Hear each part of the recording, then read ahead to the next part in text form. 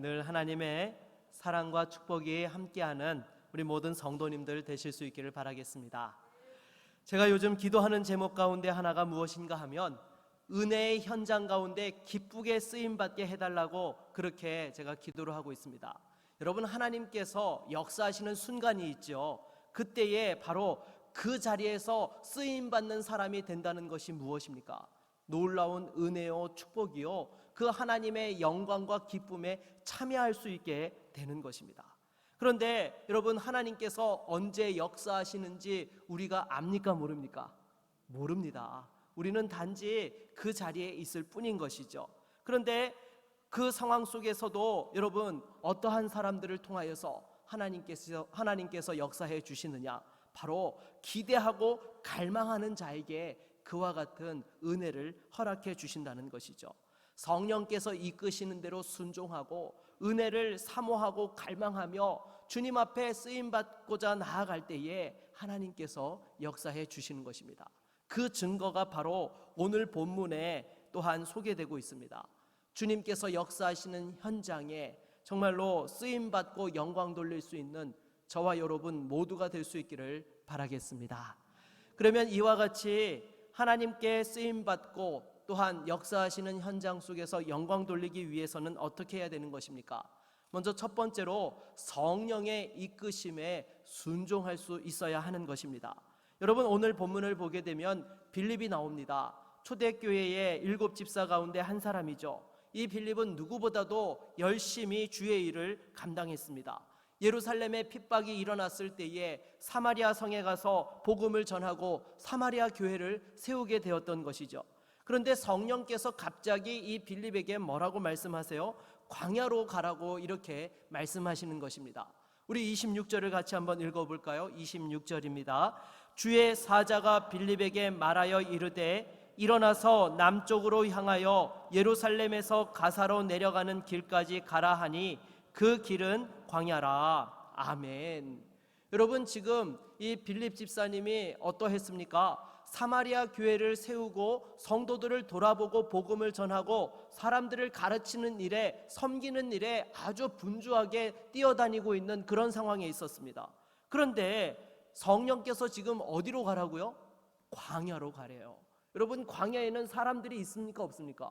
없죠. 광야에 누가 있겠습니까? 물론 지나가는 이렇게 그런 나그네 같은 사람들이 있을 것입니다. 그런 사람이 없는 곳에 가라고 성령께서 명하시는 거예요. 이유도 알려주시지 않고 무조건 가라고 말씀하시죠. 그런데 여러분, 이런 상황 속에서 빌립 집사님이 어떻게 합니까? 아무 말 없이 순종하여서 그 가사로 내려가는 광야길로 갔다라는 것입니다. 여러분, 사실 이 빌립도 얼마나 할 말이 많았겠습니까? 하나님, 제가 지금 교회를 세워가지고 사람들을 돌보고 섬기는데 손이 부족한 상황 속에서 제가 빠져나가면 좀 어렵지 않을까요? 이런 이야기 충분히 할 수 있지 않겠습니까? 빌립의 역할은 있어도 그만 없어도 그만인 그런 역할이 아니었죠. 핵심적인 역할을 하고 있는 그런 사람이었던 것입니다. 그런데도 성령께서 아무도 없는 광야로 가라고 말씀하시는데 그 말에 대하여서 어떠한 이유도 달지 않고 순종하여 광야로 나아갔던 것입니다. 그랬더니 그곳에서 누구를 만나게 되었습니까? 바로 에디오피아 여왕 간다게의 모든 국고를 맡아 관리하는 내시를 만나게 된 것이죠. 오늘날로 말하면 기획재정부 장관에 해당하는 그런 사람을 만나게 된 것입니다. 그런데 그 사람이 뭘 하고 있어요? 성경을 읽고 있었던 것이죠. 그것도 바로 메시아에 대한 예언의 내용이 기록되어져 있는 이사야서 말씀을 읽고 있었던 것입니다. 그래서 빌립이 묻지요. 네가 지금 읽고 있는 것을 이해하고 있느냐? 그랬더니 이 내시가 뭐라고 대답을 합니까? 우리 31절을 다시 한번 같이 읽어볼까요? 31절입니다. 대답하되 지도해 주는 사람이 없으니 어찌 깨달을 수 있느냐 하고 빌립을 청하여 수레에 올라 같이 앉으라 하니라. 아멘. 가르쳐주는 사람이 없어서 이해를 못하고 있는데 당신이 이 말씀을 알고 있으면 수레에 올라서 나에게 이 말씀을 가르쳐 달라라고 요청을 한 것입니다. 그래서 빌립이 그 말씀의 의미를 해석하고 거기서 말씀하고 있는 분이 바로 예수 그리스도이심을 증거하면서 복음을 전하게 되었던 것입니다. 그랬더니 이 내시가 예수를 영접하고 빌립에게 세례를 베풀어 달라고 요청을 하죠. 그래서 물에서 세례를 베풀고 올라올 때에 성령께서 또한 빌립을 끌어가셔서 갑자기 그 내시의 눈앞에서 사라지게 하셨던 것입니다. 그리고 39절 마지막을 보게 되면은 이렇게 기록하고 있습니다. 내시는 기쁘게 길을 가므로 그를 다시 보지 못하니라 라고 이렇게 말씀을 하고 있어요. 여러분, 이 두 사람은 어떻게 만나게 된 것입니까? 성령의 이끄심으로 말미암아서 딱 한 번 만나는 그러한 사이였던 것이죠. 그런데 이 한 번의 만남이 어떤 만남이었어요? 아주 결정적인 만남이었던 것입니다. 예수 안에서 새로운 인생을 경험할 수 있도록 그렇게 변화받는 그러한 현장에 역사하는, 하나님을 만나는 그러한 복된 그러한 만남이 되었던 것이죠. 그래서 이 에디오피아 내시가 예수 믿고 그 나라로 돌아갔을 때에 한 영혼이 구원을 받고 인생이 완전 달라진 것에서 그치지 않았던 것입니다. 에디오피아의 교회가 세워져서 지금 에디오피아는 아직까지도 기독교 역사 2000년을 자랑하는 나라로 또한 이렇게 믿음 안에 서는 나라가 되었던 것이죠. 사실 아프리카 지역이 지금 아주 거의 다 무슬림화 되어지고 있는 그러한 상황들 속에서도 여전히 예수 믿는 성도들이 또한 신앙을 고백하고 복음을 전하는 나라로 서 있게 되었다라는 것입니다. 어떻게 이런 일들이 이루어지게 된 것입니까? 물론 하나님께서 뜻하시고 계획하고 작정하셔서 이 일들을 진행하셨던 것입니다. 그런데 그 과정을 진행하는 과정 속에서 어떻게 일들을 행하셨습니까? 바로 순종하는 사람을 통하여서 일하셨다는 것이죠. 만일 빌립이 순종하지 아니하였다라고 한다면 어떻게 에디오피아 내시가 예수를 믿고 변화된 인생을 살 수 있었겠습니까? 여러분, 하나님께서는 바로 순종하는 사람을 통하여 역사하시는 줄로 믿습니다. 여러분, 순종이 무엇입니까? 순종은 다른 것 아닙니다. 바로 믿음의 열매가 순종인 거예요. 믿음이 여러분 씨라고 하게 된다면 그 믿음의 열매가 무엇이냐? 순종으로 나타나게 된다는 것이죠. 그래서 우리가 예수 안에서 참된 믿음이 있노라 하면서도 믿음의 열매인 순종이 없다라고 한다면 그 사람은 둘 중 하나인 것입니다. 아직까지 어린아이 신앙에 불과하든지 아니면 정말로 하나님 앞에서 참된 믿음의 고백을 하였는지를 다시 한번 점검해 보아야 되는 것이죠. 그러면 순종은 어떻습니까? 순종은요, 여러분, 절대로 우리가 하나님 앞에서 나의 공로와 의로 내세울 수 있는 것이 아닙니다. 왜 그렇습니까? 믿음으로 말미암은 당연한 결과이기 때문에 그것은 어떠한 우리의 의가 될 수 없다라는 것이죠. 그래서 이 순종은 온전한 순종이 되어지기 위해서는요, 믿음이 있어야 되는 것입니다. 믿음이 없이는요, 온전한 순종을 할 수 없는 것이죠. 여러분, 성경에 나오는 쓰임받은 여러 믿음의 인물들을 보십시오. 공통점이 무엇입니까? 바로 하나님 앞에 믿음으로 순종하는 사람들이었던 것입니다. 그래서 하나님 역사하시는 현장에 쓰임받는 인생으로 영광 돌리면서 그 하나님의 영광과 기쁨에 참여하는 그러한 사람들이 되었던 것이죠. 저와 여러분들도 마찬가지인 줄로 믿습니다. 여러분, 하나님의 영광의 자리에서 쓰임받기를 원하십니까? 다시 한번 믿음의 순종으로 나아갈 수 있는 저와 여러분들 될 수 있기를 바라겠습니다. 순종할 때에 여러분, 내 생각과 경험을 내려놓고 순종할 때에 역사의 현장에 쓰임받게 되는 것입니다. 하나님의 영광과 기쁨에 참여하는 믿음의 종들이 다 될 수 있기를 주의 이름으로 축원합니다. 두 번째로는요, 은혜를 갈망해야 합니다. 여러분, 하나님께서 오늘 본문에서 역사하시는 현장에 빌립과 더불어 또 누가 있었습니까? 에디오피아 내시였습니다. 이 사람은 무엇보다도 은혜를 사모하는 사람이었지요. 그래서 은혜를 갈망하고 사모하니까 하나님께서 빌립을 예비해 두셨다가 보내셔서 하나님의 말씀을 깨닫게 도와주시고 변화받을 수 있게 해 주셨던 것입니다.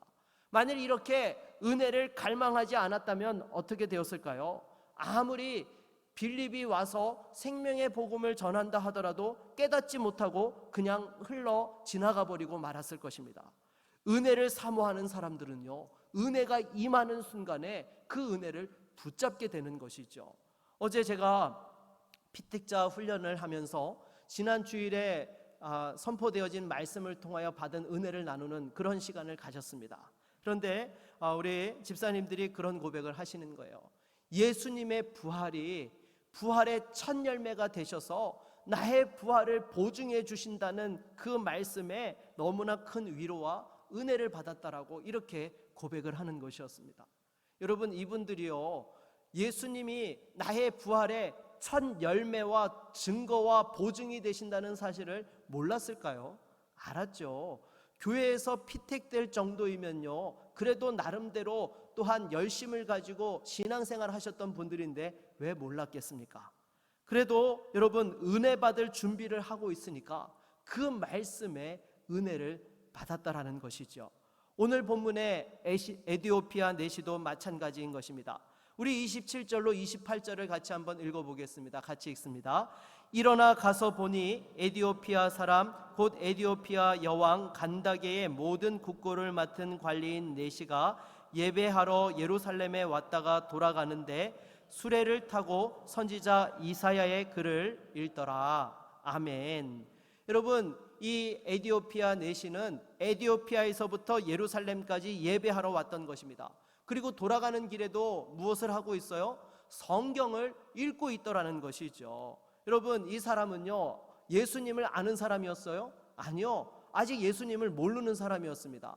하지만 하나님을 더 깊이 만나기를 소망하였고 갈망하였던 그런 사람이었던 것이죠. 이 자리에도 아마 그런 분들이 계실 거예요. 아직까지 분명하게 내가 아는 것은 없지만 그래도 하나님 믿고 싶고 진리 가운데 살아가고 싶고 내 인생 가운데에 은혜와 도움이 되신다는 그 하나님을 만났으면 하는 그런 갈망으로 이 자리에 앉아 계신 분들이 계실 것입니다. 오늘 본문의 에디오피아 내시가 바로 그런 사람이었던 것입니다. 이는 성경도 잘 몰랐습니다. 신앙생활이 뭔지도 잘 몰랐던 거예요. 그런 그가 은혜를 받게 된 것이죠. 어떻게요? 바로 가사로 내려가는 광야에서 은혜를 받게 된 것입니다. 전혀 생각지도 못한 그러한 장소에서 하나님의 말씀을 깨닫게 되어지고 복음의 은혜를 경험할 수 있게 된 것이죠.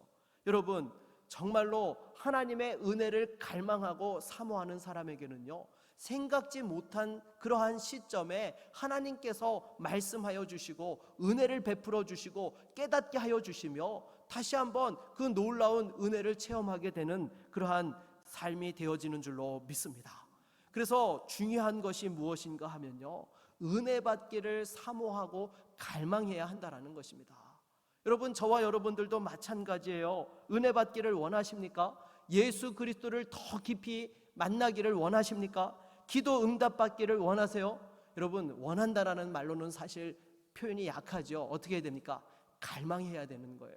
정말로 내가 은혜 받기를 갈망하고 응답 받기를 갈망하고 하나님을 갈망해야 되는 것입니다. 하나님께서는 바로 그와 같이 하나님을 갈망하는 자를 찾으시고요, 그러한 갈망하는 자에게 만나 주시고 또한 갈망하는 자에게 역사해 주시는 것입니다. 오늘 본문의 에디오피아 내시도 바로 그러했던 사람이죠. 하나님에 대해서 깊이 있게 알지 못했던 사람이었지만 하나님 앞에서 믿음으로 살고자 하고 은혜 받고자 하는 갈망이 있었기에 바로 그 신앙의 깊은 진리를 깨달을 수 있게 되었던 것입니다. 여러분, 갈망이 있으니까요, 에디오피아에서부터 예루살렘까지 방문하여서 예배하였던 것이죠. 그리고 돌아오는 길에도 뭘 했어요? 성경을 읽었던 거예요. 여러분, 우리가 차를 타고 가면서 책을 보면 멀미가 납니까, 안 납니까? 네, 거의 대부분 멀미가 납니다. 안 나는 분들이 특이한 분들이세요. 그렇죠? 저도 이렇게 급해가지고 어쩔 수 없이 이렇게 책을 본다든지 뭐 글을 읽어야 되는 상황이 되면은요, 어쩔 수 없이 보지만요, 보다 보면은 막 머리가 지근지근 아프고 막 멀미하는 그러한 것들을 느끼게 되는 것이죠. 그런데 여러분, 수레를 타고 가면서 성경을 읽는다? 이게 쉬운 일이 아닌 거예요. 여러분 생각해 보십시오. 당시의 길이 오늘날과 같은 포장도로가 있었겠습니까? 비포장도로예요. 거기에 수레를 이렇게 타고 가면요, 요즘 자동차들은 이 서스펜션이 잘 돼 있어가지고 또 쿠션도 있어서 밑에서 올라오는 충격들을 그래도 어느 정도 흡수를 해줍니다. 그런데 수레는요, 그런 기능이 있어요? 없어요. 그냥 덜커덩 덜커덩 하면은 그냥 앉아있는 사람이 그냥 덜커덩 덜커덩 하면서 가는 거예요. 그런 상황 속에서 성경을 펴서 읽는다라는 거, 여러분, 이 쉬운 일이 아니죠.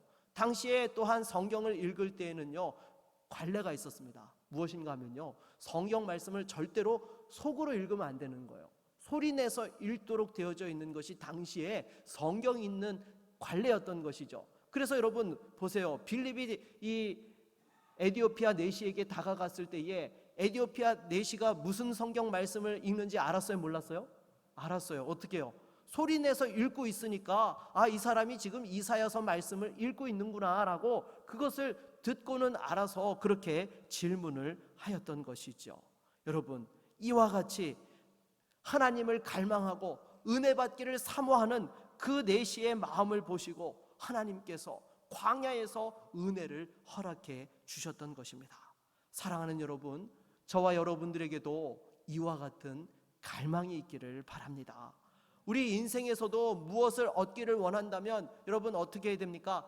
갈망이 있어야 돼요. 간절함이 있어야 돼요. 당장에 여러분 요즘 명품을 이렇게 사람들이 많이 선호를 한다면서요. 한 번은 뉴스를 보니까 그런 얘기가 나오더라고요. 이 명품이 새로운 신상이 나오는데 한정판으로 나와가지고 그걸 사기 위하여서 백화점 문 열리기 전에 미리 밖에서 심지어 텐트까지 치고 기다린다는 거예요. 여러분, 서울 강남 고속터미널 옆에 있는 신세계 백화점 가보신 분들은 아실 거예요. 거기가 이렇게 또 매장을 들어가려면요 되게 복잡합니다. 지하에서 들어가는 그 출입구들이 고속터미널하고 지하철하고 연계가 되어져 있어서 이게 처음 가신 분들은 출구가 어딘지를 잘 몰라요. 그래가지고 인터넷에 보니까요, 이 강남 신세계 백화점의 명품관에 가장 빨리 도달할 수 있는 지름길을, 약도를 이렇게 세세하게 그려놓은 걸 보았습니다. 제가 그걸 보니까 옛날 생각이 나더라고요. 여기로 가면 어디가 나오는데, 그런 것들이 이렇게 생각이 떠올랐었는데요. 여러분, 그래서 사람들이요 백화점 그 출입구 문을 딱 열면은요 막 뛰어간다는 거예요. 그래서 명품관 앞에 가서 줄을 서가지고 그 순서를 받아가지고 들어가서 원하는 것들을 산다는 것입니다. 여러분, 거기에 늦게 가면 어떻게 돼요? 나중에 천천히 가면요 원하는 물건이 이미 다 동이 나서 사지를 못한다는 거예요. 여러분, 명품 백 하나를 얻는데도 그런 간절함이 있는 사람들이 얻을 수 있다는 거예요. 여러분, 하지만 그렇게 얻어본들 우리 인생에 변화가 있습니까? 없습니다. 우리에게 물론 그것을 원했던 사람들에게는 만족이 있죠. 내가 원하는 것을 소유하게 되었으니까. 하지만 그 이상도 그 이하도 아니다라는 거예요. 그러나 하나님의 은혜를 갈망하면 하나님의 은혜는 차원이 다르죠. 인생이 변화되어집니다. 여러분을 변화시키고 새롭게 하십니다. 명품하고는 차원이 다른 거예요. 업그레이드 되어지고 삶의 행복과 기쁨을 또한 누리게 되는 것이죠. 당장에 예수 제대로 믿으면 여러분 좋습니까? 안 좋습니까? 좋죠. 세상과 비교할 수 없는 기쁨이 있고 평안함이 있습니다. 여러분, 세상에서 예수 안에 있는 평안을 누릴 수 있나요? 없습니다. 여러분, 세상 사람들은 지난주에도 말씀을 드렸지만은 이 죽음에 대한 두려움과 공포가 있는데 이걸 해결할 방법이 없죠. 그런데 예수 믿는 성도들에게는 어때요? 이 죽음의 공포를 해결받았잖아요. 예수님께서 저와 여러분의 죄를 다 용서해 주시고 영원한 생명을 허락해 주셨을 뿐만 아니라 또한 죽음의 사망 권세를 깨뜨리고 부활하셔서 첫 열매가 되셔서 우리 부활의 보증이 되고 계시다라는 것입니다. 여러분, 이 부활의 소망과 기쁨을 누리는 것은요 세상에서 절대로 얻지 못합니다. 세상에 어떤 고난과 어려움이 있어도요 우리가 그것들을 이길 수 있고 승리할 수 있는 그러한 능력이 되는 것이죠. 제가 한 번은 신방을 하는 데에 이렇게 남편을 사별하고 신앙생활을 하게 되신 분을 신방을 하게 되었습니다. 근데 이 분이 그런 고백을 하는 거예요. 남편분이 살아계셨을 때 하나부터 10까지 다 해주셨다는 거예요. 그런데 갑자기 어느 날 남편이 세상을 떠나고 나니까 막막하더라는 거예요. 어떻게 살아가야 될지 너무나 두렵고 답답하더라는 것이었습니다. 그런데 예수 믿고 나니까 그런 답답함과 불안함이 사라지게 되었다는 거예요. 왜냐하면 여러분, 하나님이 우리의 누가 되세요? 아버지가 되세요. 또 예수님은요, 성경을 보게 되면 성도를 가리켜서 주의 신부라고 얘기하고 예수님께서 성도의 신랑이 되신다고 말씀하시잖아요.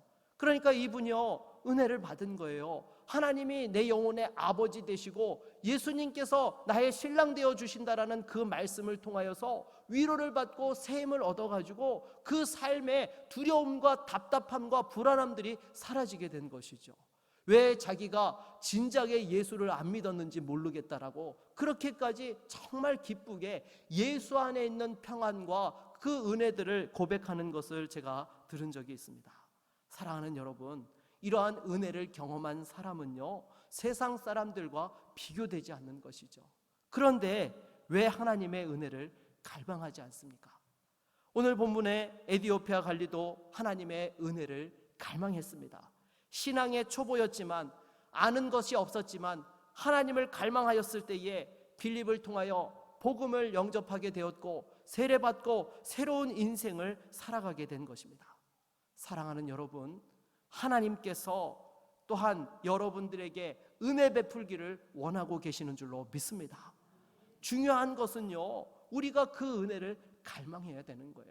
아무리 하나님께서 은혜를 예비해 놓으셨다 하더라도 우리가 그 은혜의 소중함을 깨닫지 못하고 갈망하지 않으면 주셔도 그것을 제대로 받을 수도 없고 누릴 수도 없게 된다는 것이죠.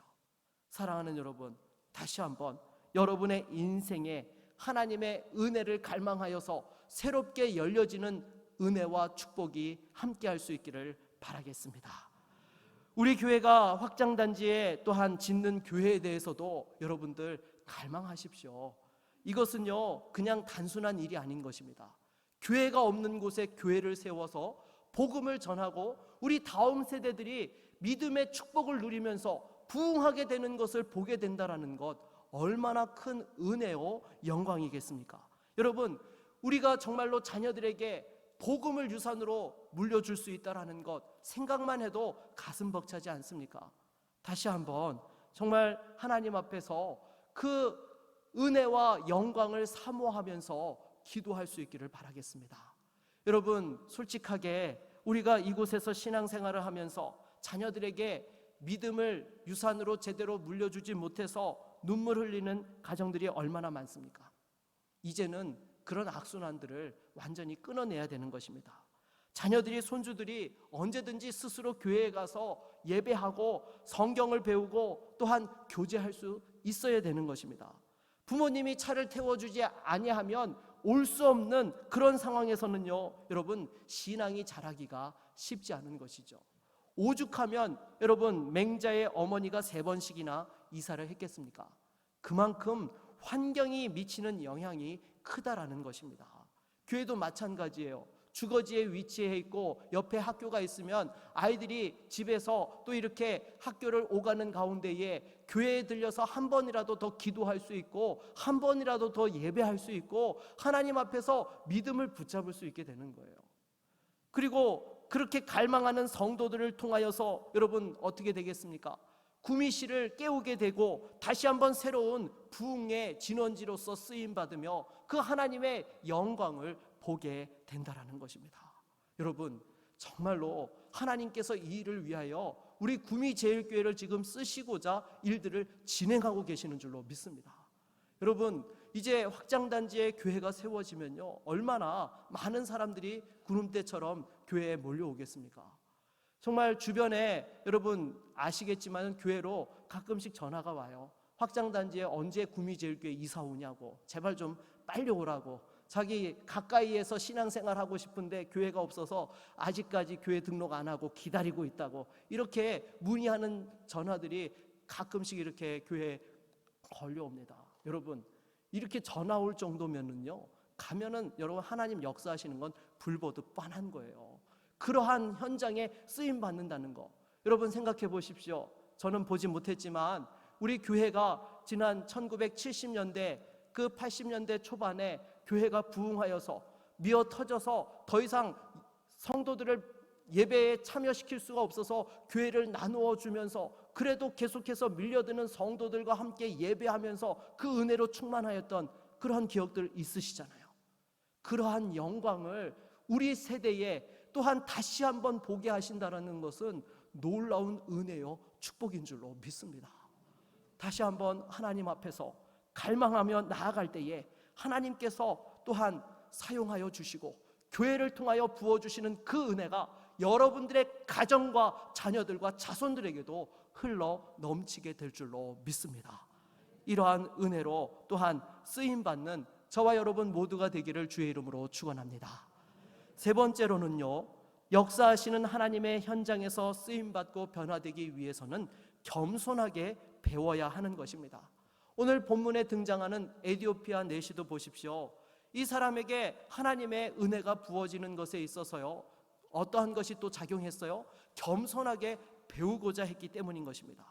그는 그래도 한 나라의 장관입니다. 그런 상황 속에서 낯선 사람이 와서 이렇게 또한 성경을 읽는 것을 깨닫느냐라고 물을 때에 뭐라고 대답할 수 있어요? 나 열심히 잘 읽고 있다라고 그렇게 이야기할 수 있는 것이죠. 그러나 이 사람은요, 겸손하게 배우고자 하는 자세가 있었기 때문에 자기가 깨닫지 못한다라는 것을 체면 그런 것 따지지 아니하고 솔직하게 이야기하면서 당신이 그 말씀을 알고 있으면 가르쳐 달라고 그렇게 요청을 하는 것입니다. 네, 여러분, 솔직히 광야에서 만난 낯선 사람에게 이렇게 요청한다는 거 쉬운 일이 아니죠. 여러분, 낯선 길을 가는데 가장 이 두렵고 위험한 상대가 누구죠? 바로 사람이에요. 여러분, 이 동물도 위험하다고 생각하는데요, 아니요. 정말 낯선 길에서 사람 만나면 큰일 납니다. 정말 이 엉뚱한 사람 만나게 되면 얼마나 두려운 그런 일들이, 안 좋은 일들이 벌어지게 되겠습니까? 광야에선 낯선 사람이 나타났다. 여러분, 멀쩡한 사람은요, 광야에 이렇게 있습니까, 없습니까? 없습니다. 주로 불한당들이 광야에 머물면서 지나가는 그러한 이 여행객들을 이렇게 또한 털어먹고 또 협박해서 그 물건들을 빼앗는 그런 일들을 하는 것이죠. 그렇게 또한 잘못되어질 수 있는 상황들이 있는데도 불구하고요, 말씀을 배우고자 하는 그러한 갈망과 겸손함이 있었기 때문에 빌립을 청하여서 그 말씀을 배우더라는 것입니다. 그리고는 은혜를 받고는 어떻게 합니까? 36절을 보니까요, 길 가다가 물 있는 곳에 이르러 그 내시가 말하되 보라, 물이 있으니 내가 세례를 받음에 무슨 거리낌이 있느냐라고 이렇게 말씀하면서 자기에게 세례를 베풀어 달라고 그렇게 요청을 하였던 것입니다. 여러분, 세상에서 가장 은혜 받기 힘든 사람이 어떤 사람일까요? 바로 똑똑한 사람입니다. 아니, 엄밀하게 이야기하면요, 똑똑한 척하는 사람인 것이죠. 그래서 이 똑똑한 척하는 사람은요, 마치 자기가 모든 것을 다 아는 것처럼 교만을 떠는 것입니다. 그러면서 배우려고 하지 않고 들으려고도 하지 않습니다. 자기가 생각하고 있는 것이 절대 진리라고 내세우는 것이죠.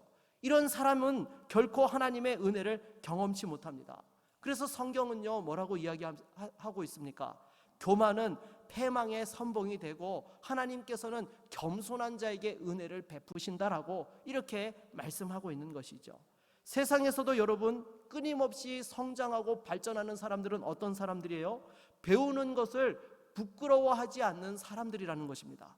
항상 배우고자 하는 겸손한 자세를 가지고 있는 사람들이 끊임없이 성장하고 발전하게 되는 것이죠. 여러분, 신앙생활도 마찬가지입니다. 은혜 받는 것도 마찬가지예요. 겸손하게 배우고자 하는 사람에게 은혜 위에 은혜가 부어지게 되는 것입니다.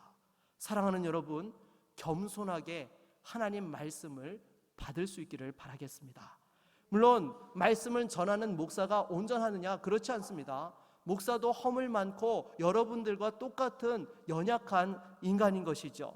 그럼에도 불구하고요, 여러분, 하나님께서 그런 연약한 목회자를 통해서 말씀을 전하게 하시더라도 그 말씀을 사모하고 겸손하게 받는 자에게는요, 하나님께서 은혜를 주세요. 그런데 반대로 판단하고 비판하고 이렇게 또한 그 말씀에 대해서 부족하다라고 이야기하는 사람들에게는 여러분 어떻게 됩니까? 오히려 하나님의 은혜를 받지도 못할 뿐더러 주시는 축복도 제대로 누리지 못한다라는 것입니다. 그래서 제가 여러분들에게 가끔 말씀드리잖아요. 목회자가 부족하더라도요, 저를 보지 마시고 저를 통하여서 말씀하시는 하나님을 보시라고. 여러분, 그럴 때에 여러분들의 그 신앙생활에 유익이 있고 하나님의 은혜와 축복을 제대로 누릴 수 있게 되는 것입니다. 여러분, 예배당에 와서 말씀의 은혜를 받지 못하는데 여러분 어떻게 하나님의 축복을 제대로 누릴 수 있겠습니까? 하나님께서는요, 교회를 통해서 역사하십니다. 주의 몸된 교회는요, 그냥 단순한 것이 아닙니다. 하나님께서 다스리시고 지금도 하나님의 영광과 뜻을 위하여서 역사하시고 사용하시는 현장이 바로 주의 몸된 교회인 거예요. 이 교회에서 드려지는 예배와 선포되어지는 말씀에서 은혜 받지 못한다면 어디 가서 은혜 받고 어디 가서 주시는 축복을 제대로 누릴 수 있겠습니까? 사랑하는 여러분, 인간의 연약함을 보지 마십시오. 하나님께서 말씀하고 계시고 하나님께서 역사하고 계시는 것을 믿음의 눈으로 바라볼 수 있기를 바라겠습니다.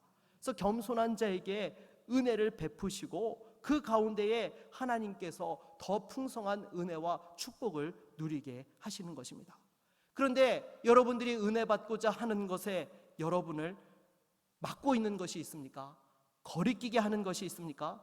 그러한 것들은요, 다 치워야 되는 거예요. 없애야 되는 거예요. 여러분, 오늘 우리 같이 읽은 성경 말씀 36절과 37절을 서로 한번 교독하도록 하겠습니다. 제가 36절을 읽고 여러분들이 37절을 읽는 것입니다. 제가 먼저 읽겠습니다.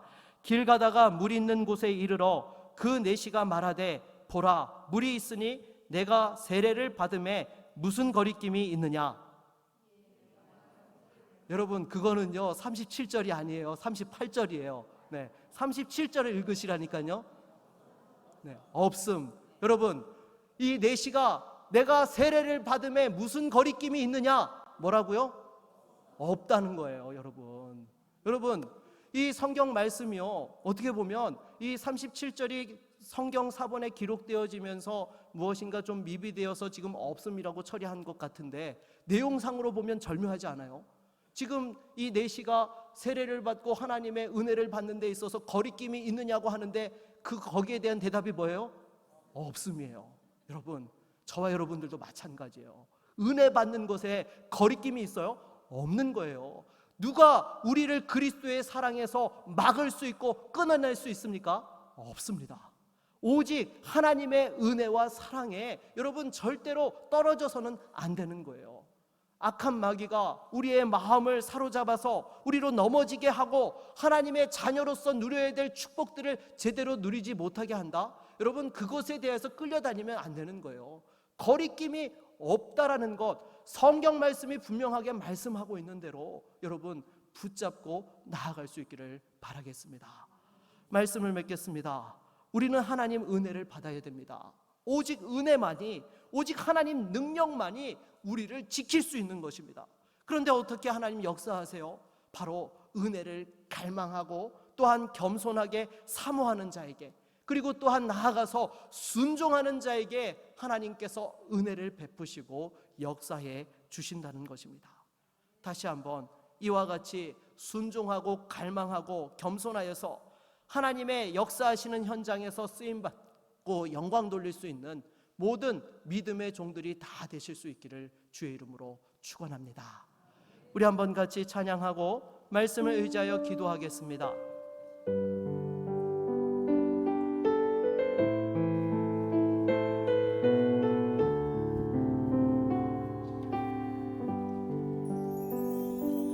어둠 속에 매이던 내 영혼 갈 길 몰라 방황할 때에 주의 십자가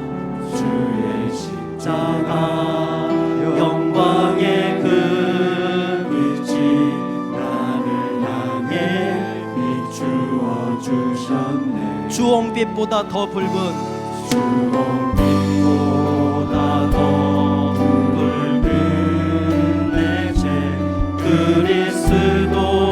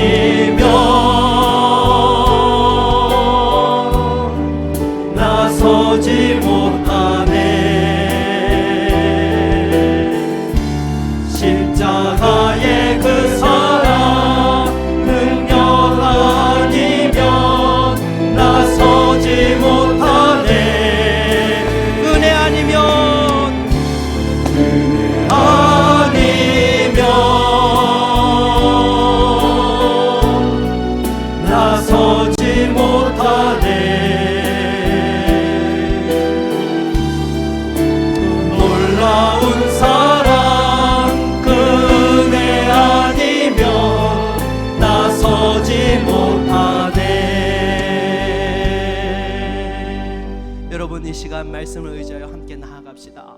하나님의 은혜만이 우리를 새롭게 합니다. 하나님의 은혜만이 우리를 승리케 합니다.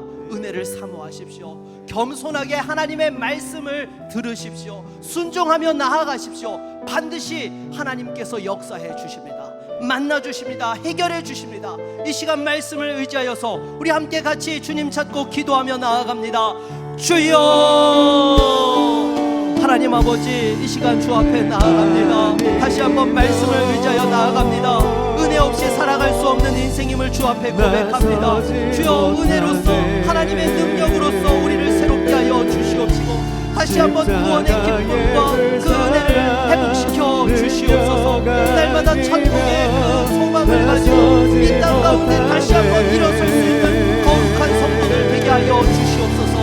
부활의 생명과 능력과 함께하여 주시옵시고 우리의 가정과 일도 속에서 살아가는 그 삶의 현장 속에서 또 주님을 섬기는 그 모든 믿음의 현장 속에서 날마다 은혜로 살아갈 수 있게 하여 주시옵소서.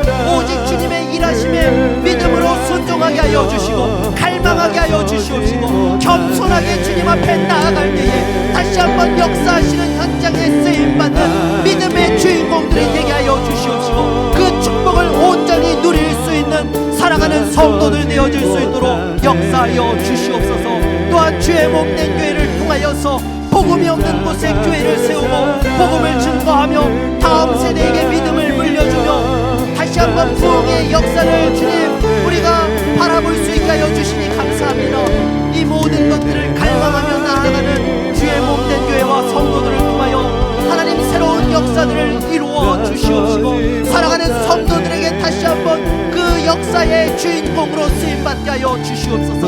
은혜와 축복을 누리게 하여 주시옵소서. 오 주님, 우리와 함께 하여 주시옵소서.